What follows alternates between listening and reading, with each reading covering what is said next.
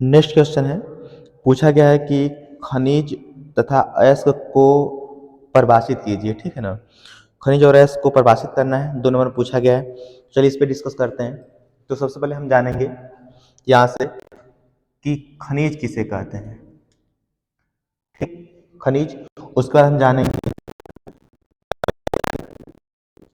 और अयस्क के बाद हम जानेंगे अयस्कों का सांद्रण, अयस्कों का अयस्कों का सांद्रण जानेंगे, जानेंगे,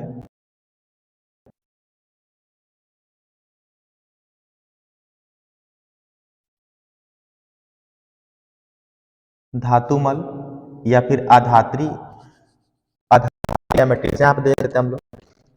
आधात्री जानेंगे हम लोग। आधात्री ऐसी को बोलते हैं गैंग, गैंग बोलते हैं, या इसी को हम बोलते हैं मैट्रिक्स, मैट्रिक्स इसको जानेंगे। उसका जैसे सांद्रण, उसके बाद धातु कर्म, धातु कर्म, धातु कर्म के बाद हम लोग जानेंगे धातुमल। केवल लेक्चर रहेगा, डिस्कस करेंगे हम लोग इस पर। धातुमल जानेंगे, धातुमल के बाद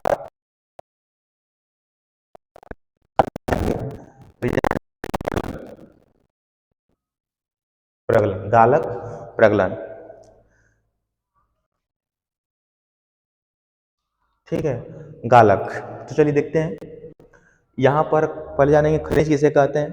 तो सीधे से हम कह सकते हैं यहाँ से, खनिज किसे कहते हैं, तो पृथ्वी की भूपर्पटी से खोद कर निकाले गए पदार्थों को खनिज कहते हैं। अगर पूछे खनिज किसे कहते हैं, तो पृथ्वी की भूपर्पटी से निकाले गए पदार्थों को खनिज कहते हैं। यानी खुदाई के बाद जो भी पदार्थ प्राप्त होते हैं पृथ्वी के ऊपरी भाग से, उसी को हम क्या कहते हैं, खनिज कहते हैं। अब खनिज के बाद हम आता है अयस्क। अयस्क किसे कहते हैं, तो अयस्क के लिए याद रखिएगा आप लोग, जिस खनिज से, यानी कि जिस खनिज से धातु का निष्कर्षण सुगमता पूर्वक एवं कम खर्च में किया जाता है, उसे अयस्क कहते हैं। फिर से सुनिए, जिस खनिज से धातु का निष्कर्षण सुगमता पूर्वक, मतलब आसानी से, सुगमता पूर्वक एवं कम खर्च में किया जाता है, उसे अयस्क कहते हैं, ठीक है।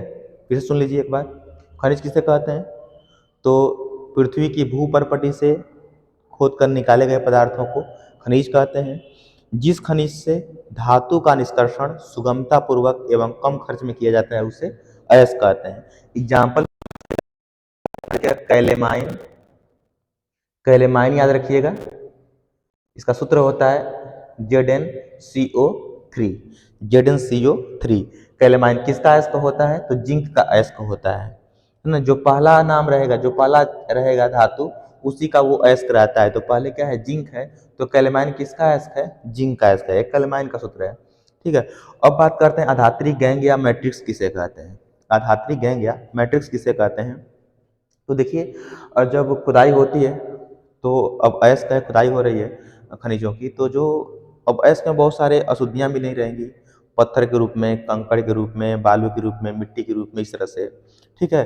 तो अयस्क में उपस्थित, या सीधे हम कह सकते हैं कि अयस्क में, अगर परिभाषा बता रहे हैं अधात्री गैंग या मैट्रिक्स का, ठीक है, तो अयस्क में बालू, मिट्टी, कंकड़ आदि के कण अशुद्धियों के रूप में पाए जाते हैं, जिन्हें आधात्री या गैंग या मैट्रिक्स कहते हैं, ठीक है। यानी सीधे हम कह सकते हैं कि जो अशुद्धियां पाई जाती हैं, अशुद्धियों के रूप में जो कण पाए जाते हैं, बालू हो गए, मिट्टी हो गए, कंकड़ हो गए, इस तरह से, उन्हीं को हम क्या कहते हैं, आधात्री गैंग या मैट्रिक्स कहते हैं। फिर से सुनिए कि आधात्री किसे कहते हैं, या गैंग किसे कहते हैं, मैट्रिक्स किसे कहते हैं।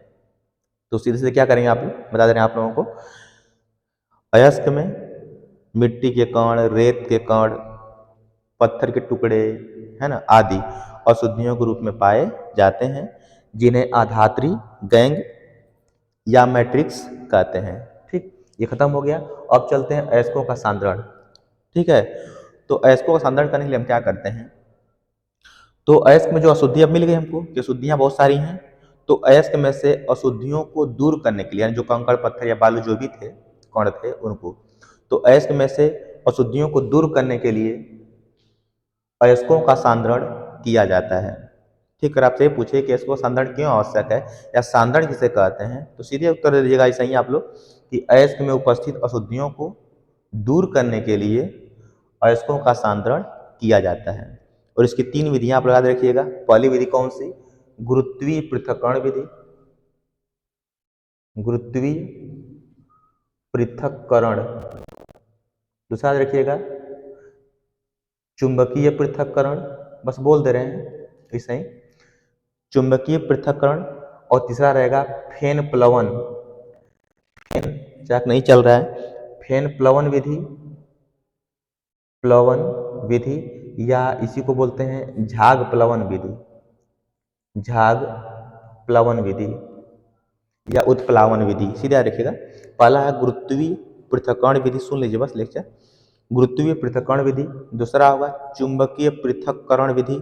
और तीसरी विधि होती है फेन प्लवन विधि या झाग प्लावन विधि।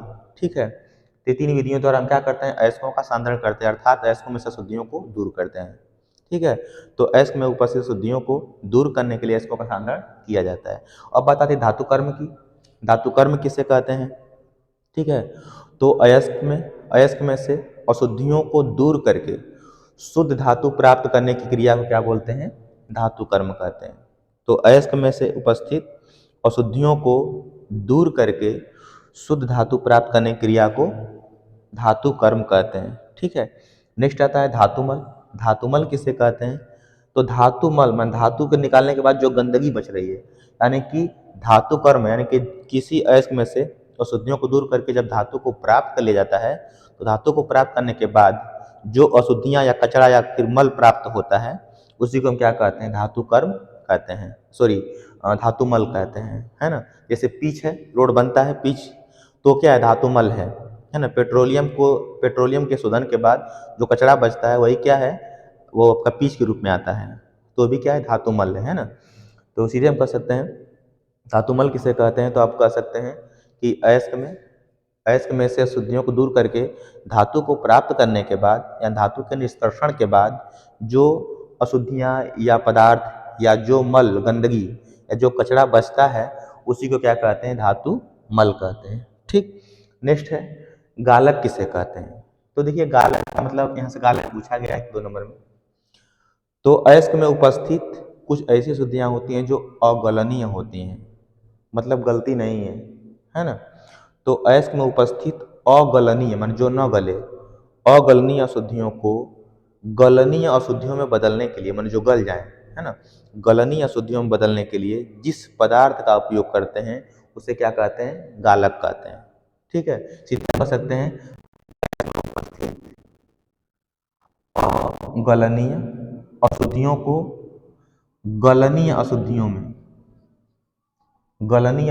में बदलने के लिए जिस पदार्थ का उपयोग करते हैं उसे गालक कहा जाता है। अब गालक 2 प्रकार के होते हैं, याद रखिएगा। पहला होता है अम्लीय गालक।